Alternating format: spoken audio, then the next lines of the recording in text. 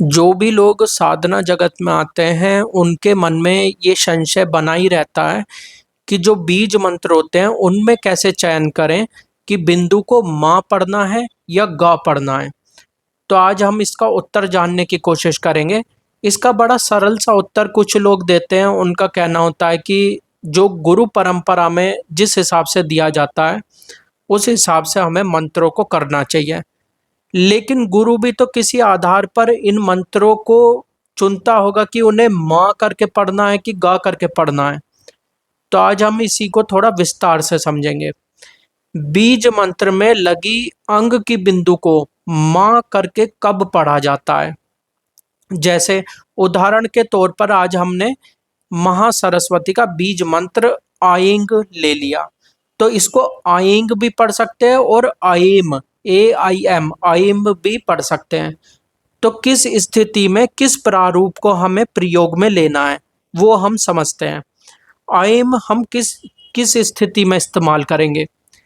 तो साथियों, आएम हम तब इस्तेमाल करेंगे यदि मंत्र जाप करने वाला साधक गुस्सैल प्रवृत्ति का है। दूसरा, यदि वह मंत्र जाप करने वाला व्यक्ति अधिक कामुक विचारों से ग्रसित है।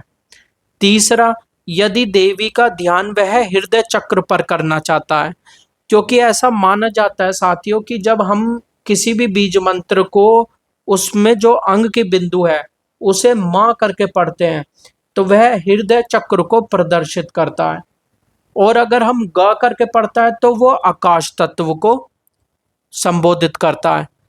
तो इसलिए अगर किसी देवी का ध्यान आप अपने हृदय चक्र पर कर रहे हैं तब आप मंत्र का जो उच्चारण है वो आइम करेंगे। चौथा, यदि आप किसी सौम्य देवता की पूजा कर रहे हैं तब भी आप इसी प्रकार करेंगे।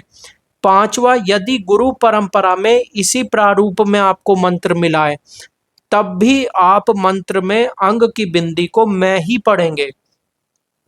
चलिए साथियों, अब दूसरा प्रारूप देखते हैं। इसी मंत्र का दूसरा प्रारूप क्या है? Eyeing AING eyeing. तो आप अंत में ये ग की ध्वनि का कब उच्चारण करेंगे? पहला, यदि साधक शीघ्र सफलता चाहता है। यदि कोई साधक कम दिनों में अपनी साधना को पूर्ण करना चाहता है, तीव्र साधना में लगा हुआ है, तब आप इस तरीके से इस मंत्र को पढ़ेंगे।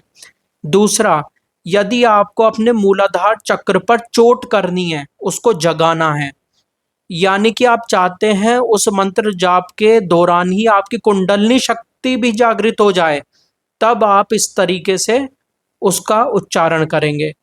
तीसरा, अगर किसी सूक्ष्म शक्ति को सिद्ध करना चाहते हैं आप, देवी के गणों में आने वाली कोई भी शक्ति क्यों ना हो, उसके लिए इसी तरह आपको उच्चारण करना है।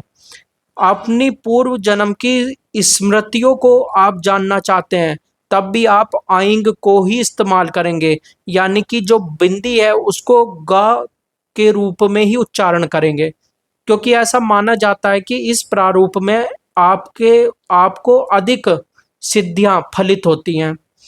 पांचवा, यदि आपको वह मंत्र किसी तंत्र काट को करने के लिए सिद्ध करना है तब भी आप इसी तरीके से उसको यूज करेंगे।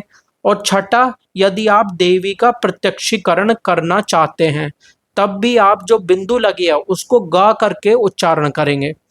तो साथियों, ये आज मैंने आपके सामने इस संशय को अपने अनुभव के आधार पर दूर करने की कोशिश की है। अधिक जानकारी के लिए आप हमारे चैनल को देख सकते हैं। धन्यवाद।